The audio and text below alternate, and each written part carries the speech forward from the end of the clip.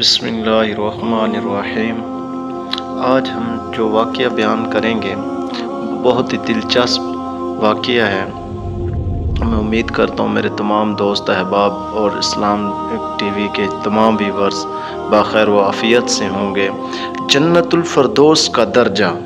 رسول پاک صلی اللہ علیہ وآلہ وسلم نے فرمایا، جب تم اللہ سے سوال کرو تو جنت الفردوس کا سوال کیا کرو، کیونکہ وہ جنت کا سب سے افضل اور بلند درجہ ہے۔ اس کے اوپر رحمان کا عرش ہے، اس سے جنت کی نہریں نکلتی ہیں۔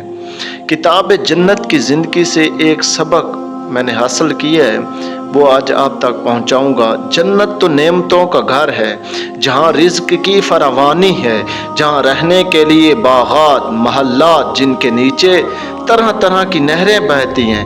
انسان صحت، جوانی، تندرستی، بے فکری اور عافیت میں اپنے خاندان کے ساتھ ہمیشہ رہنے کو اگر ایک غار بھی مل جائے تو دنیا کی بڑی سے بڑی نعمت بھی اس کے سامنے ہیچ ہو جائے۔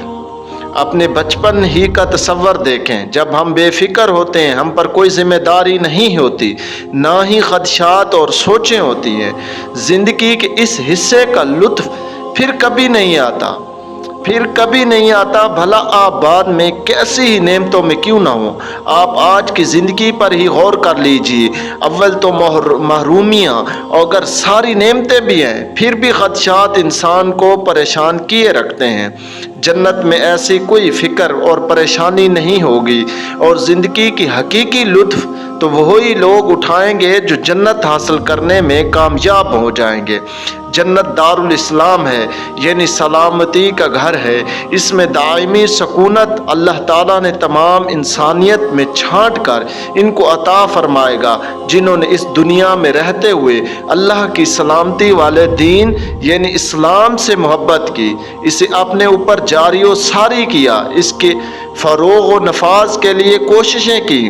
انہی کوششوں کے صلے میں انہیں ہمیشہ رہنے کو وہ معاشرہ نصیب ہوگا جو اسلام یعنی سلامتی والا معاشرہ ہوگا۔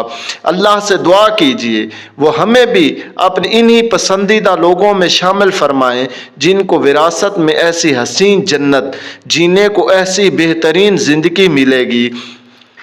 سورۃ یونس میں آتا ہے، واللہ یدعو الی دار